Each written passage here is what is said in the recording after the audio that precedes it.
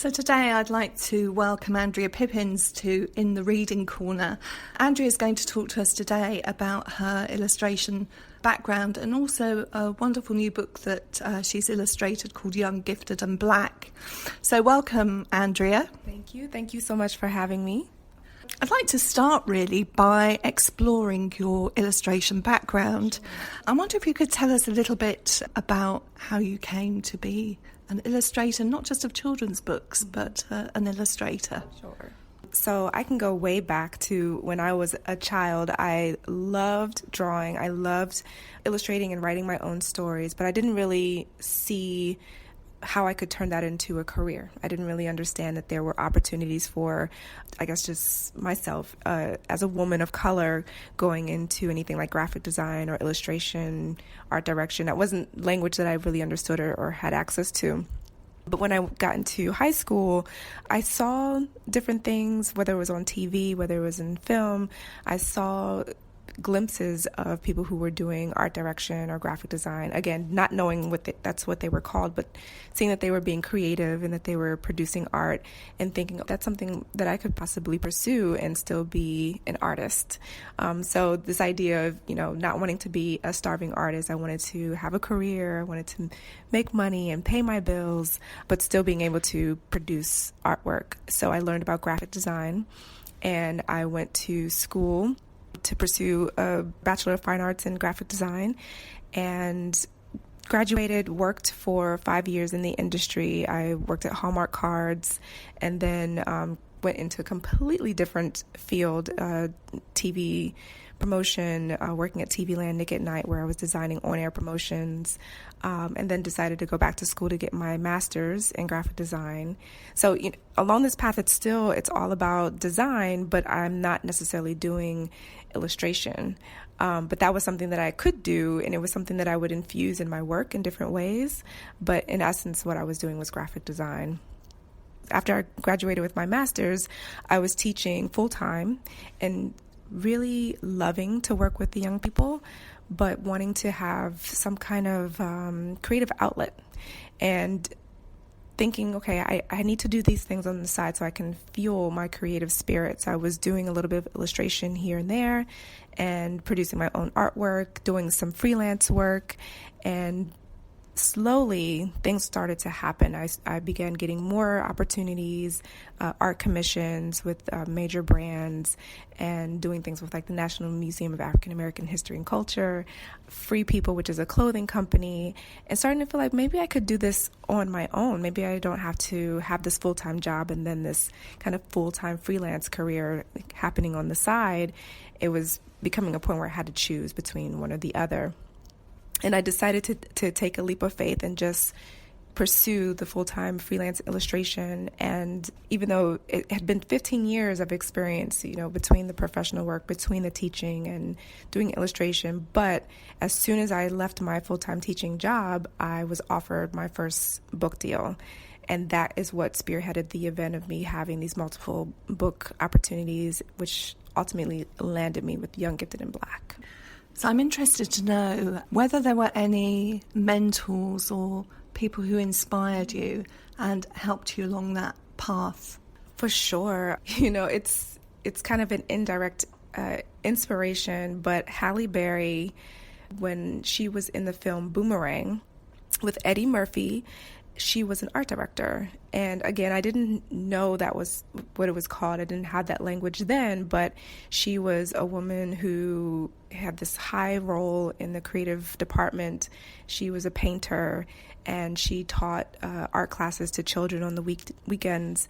And I was like, oh, that's something I could see myself doing, especially seeing another woman of color, even though it was a fictional character. I had a little glimpse of something that was a possibility for me. So again, a fictional character, but it was definitely an inspiration. But once I started to pursue my career in university, there were several professors who really inspired me. They didn't know then, but they were very tough, very difficult professors, and difficult in the sense that they really challenged us as students. And because of that, I admired them, and I admired that they were pushing me not because they wanted to just create challenges for us, but they really wanted to see us thrive and to see us grow. And they still, to this day, I keep in touch with them because they have played such a major role in my career path. So I would say those two. It was Alice Druding and Joe Squarsone, who are just amazing artists themselves, but also graphic designers. That's fascinating to hear you talk, especially about fictional role models, because I think that is a role that literature, art, film, they can all fulfill that. And that's why it's really important that we create really good art for young people, I think. Exactly.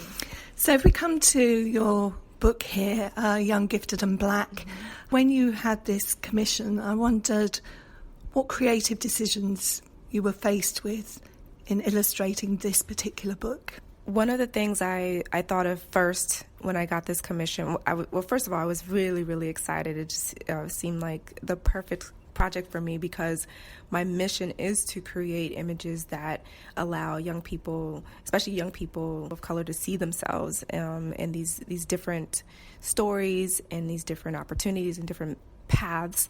But I first thought, I have to create these images in the likeness of these people, but still finding a balance with my style. So my style is really vibrant, a lot of details. I love to celebrate my figures with crowns and wings and bursts of energy. So making sure that I infuse that element and making sure that these people in some way holds the likeness of who they are. And then also capturing their story in some kind of way, because I don't usually draw scenes. I don't usually have a lot of, I guess, activity, for lack of a better word, in my images. So, showing them in really prominent spaces or having some element of their story in there. So those were some of the things that I wanted to make sure I had in each of the features. And then having some kind of biographical information, of course, and their name. So that was something that had to be incorporated. So those were all the things that I was thinking about. But I knew that I wanted it to be vibrant, and I wanted it to be this opportunity to celebrate. Some of these people are my ancestors in the way that they contributed to the history and culture of the U.S. and the world. And then some of these people are, contemporaries who I look up to today. So I really wanted to make sure I'm showing them in a really beautiful light. Would you mind if we had a look at a particular spread, maybe if you choose one, Sure. And we can talk about how you've just explained to me translates into a particular spread here? Let's go to one of my favorites. Let's see if I can find him quickly. Oh, here he is, Muhammad Ali. The drawing I did for Muhammad Ali, actually, it's really special because it was one of the last drawings I was working on just before my son was born. He is such an inspiring figure, has a remarkable story. He was an activist. He was someone who really, really stood strong to his beliefs, and I admire that. But in terms of the process, he's a fighter, so I had to decide, do I want to show him in a boxing stance or show him as the champ? He's, the champ, or the greatest of all time is how we're usually referring to him. And I was going through all these images. I Google images, but then I also go to the Library of Congress and see what images I can find. So I collect all these references. But then, you have to be careful because these images are copyrighted and you don't want to just do exactly what you see in that photograph. So I pulled little pieces looking at, a face of him in one photo and then the stance of him in another photo. So he has both arms up like he's just won a fight. And I think it really encapsulates who he is as this kind of strong person, not just physically, but just, in his thinking and how he was always exuding this power. And then I added a crown, which you'll see on all of the people who are featured in the book. And then I added the kind of a hint to that phrase that he's always known for, float like a butterfly, sting like a bee. And his boxing gloves have these kind of like energy lines coming off of them. So even though, it's a still image, but I wanted it to have this energetic flow by having all these kind of activity or action lines going around him. I'd like to turn attention to the content of the book now. Young, Gifted and Black. And we know that was a quotation from a Nina Simone song. I think it was written in 1969. We're talking about a song that's 50 years old, obviously been covered many times. I think Bob Marley covered it, didn't he, at one time? But 50 years on, I wonder why we still need a book which is discreetly about black achievement. Do we need it, do you think? I think it's important to, ideally, I would love to see, whenever we're talking about people who are just young and gifted or just talented or smart or even just, beautiful, I would love to see a range of stories. And unfortunately, when we have these lists or these anthologies or stories featured in the newspaper, there's maybe one group that's celebrated and maybe infused with one or two from other ethnic backgrounds. So I do think that in this time we need to make that extra effort to have these stories being told, whether it is in an anthology or a magazine article. So yes, I do think that these kinds of projects are so necessary, because we need to see all stories. We need to see, especially people of color, we need to see ourselves reflected in media, in books, children's books, novels, nonfiction, so that we can see that our voices matter, that our stories matter, and to see how other people handled certain situations, even if our paths are very different. When I was working on this book, I was expecting a child and thinking about the kinds of things that he's going to be reading and the places he might see himself or may not see himself, and the effort that I will have to make sure that he has access to these different stories, so that he can see that his story does matter, that he is just as important as anyone else who might be seen on TV or in the library or in the store or on a bookshelf. To me, that's very, very important. One of the things that we find, I think, here in the UK, we have Black History Month, although I think Black History Month came 20 years after you had it in the USA. But every October we do have Black History Month. But one of the things that I've noticed and others have noticed is that it's the same names that come up time and time again, as though there are perhaps only 5 people that we can celebrate. Walter Tull, who was a British footballer, fought in the First World War. Mary Seacole, who set up a hospital in the Crimean. Mallory Blackman, the children's writer today. But, the fact that I can name the names that come up time and time again, there can't just be 5 people. We have a children's writer here who's also a historian called S.I. Martin, and his stories are about the ordinary people who lived in London. Black people have always been here. We just have to look for their stories. They have been recorded. And I just wondered, do you have the same problem, that it's the same names that come up time and time again? Actually, yes, we do have that same problem in the U.S. Black History Month. We're always talking about the story of Rosa Parks, Martin Luther King. And when I was in grade school, those were the ones that were always celebrated every single year when Black History Month came around. And even when those stories were being told, it wasn't going beyond the surface. It was always the civil rights movement happened and the end. But there's so much richness to all of their stories and how they contributed and the things that they've done, and they too were imperfect people. And I think it's really important to celebrate them, but understanding that, yes, there are ordinary people, everyday people who do extraordinary things, and, telling their stories, which is why I think it's so important as an artist, as an illustrator, to find these stories and sharing them in any way that I can, because, everyone can't be the president of the United States. Everyone can't be a celebrity. We don't need everyone to be those things. We need different people, different paths, different stories to make the world run. So it's important to celebrate all of them. I was struck when I read the book how well represented the arts are: music, dance, writing. Obviously there's political representation through activism, and also sport is very well represented. Yes. But I could only find Katherine Johnson, I think, from the field of science and mathematics. I just wondered whether there's some underlying problem or issue really as to why that might be the case. It's again not seeing yourself reflected in these different disciplines or these different opportunities. So not really knowing that these opportunities exist. I mean, I could say the same thing for, graphic design or being a visual artist. When you don't see yourself, you don't know that it's an option for you.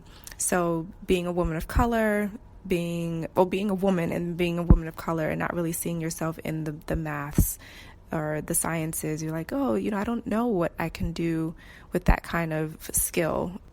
I'm knowing that this is changing right now. There's a lot of initiatives for STEM, for just, young people in general, because there are jobs that need to be filled, but then very specifically for women to pursue these roles, because I know the girls are interested, but they're not always encouraged. So I think that that's something that's happening now, where they're trying to push girls into those fields. But to get back to your question, yes, I think that it's really just about seeing yourself in these roles and knowing that you have access to these opportunities. You've already told us about two of your role models, Halle Berry and Muhammad Ali, you've picked out here. In the process of creating this book, I wondered whether any other special role models or people that either surprised or delighted you emerged from actually working on the book itself. I've always been a huge fan of Maya Angelou and her story, but for some reason working on this book really brought me closer to her, and I feel like I can relate to her story even more. She had such a range of jobs throughout her career. She started as a streetcar conductor in San Francisco. She was a poet, a dancer, a writer. She's lived all over the world, or she's traveled all over the world. She spoke many different languages. And I feel, even though our paths are different in terms of what we've pursued, there's a similarity in terms of how we've kind of moved through life. And I admire that, because as a young girl, I was always told, you work hard to get this job and you stay at that job and that's all you do. But my life has not been that way. I've had many different kinds of jobs. I, lived in the U.S. and lived in many different cities, and now I live in Sweden and learning Swedish. And, my mother's from Brazil and I speak Portuguese. So just having all these different experiences really connected me to her, because she was someone who had such a plethora of experiences, which made her life really rich, and I really admire that. I know that you did a signing and a talk over at the Imagine Festival. Did many people come and talk to you after the event? Perhaps you could tell us a little bit about the sorts of things they wanted to talk to you about. So it was amazing, because it was all children, of course, and the questions were really sweet and honest. And the favorite question that I got most frequently was, how did it feel to illustrate this or that? Or how did it feel to make a book? Or how do you feel when you are illustrating? And I think that is a really beautiful and honest question from a child, because they're still thinking about, these things that make me feel a certain way. And I think we lose that as adults, because as adults, we were like, we just have to get it done. It doesn't matter if you feel sad or happy, you just have to get it done. And it reminded me, when I was teaching at university, it was a question I asked my students a lot. And I remember them looking at me strangely, like, what do you mean? How do I feel? I just have to get this done. But I think that question just reminded me it's important for us to kind of go in and remember that we have to make connections with things that we are doing in our life. It doesn't always have to be about just getting it done. It's just, how do you feel about the work that you're doing, or the things that you're saying to people, or how you're connecting in relationships? So that was a favorite question, and I love that it came up pretty often. One young girl, she said, I have two questions for you. And the first one was, do you have children? And again, I thought that was, really sweet and honest. I said, I do. I have a little baby. And he was there with me, and I pointed to him and said that he was 7 months old. And she was just like in awe. She's like, oh, he's so cute. Mm-hmm. But then, the questions they ranged from how do you become an illustrator? What is your favorite thing to draw? And gosh, they were just so many good questions. But just this honesty and not being afraid to just ask what they wanted to know. There was no fluff around it. It was just really pure and honest, and I love that. We could learn a lot from those children. I might actually ask you now what your favourite colour is. Oh, my favourite colour. So I have two favorite colors. Number one is seafoam green. It's like a kind of light turquoise blue. But then hot pink is also a favorite. So they're hot and cold, and so I guess it depends on how I feel. And that's very much a child's question, isn't it? What's your favourite colour? They really want to know those things. Andrea, it's been an absolute delight talking to you today. Thank you so much for coming and really giving us an insight into this wonderful book, Young, Gifted and Black. And certainly when I go back and look at it, I will see it with fresh eyes because of what you've shared with us today. Thank you very much. Thank you so much for having me.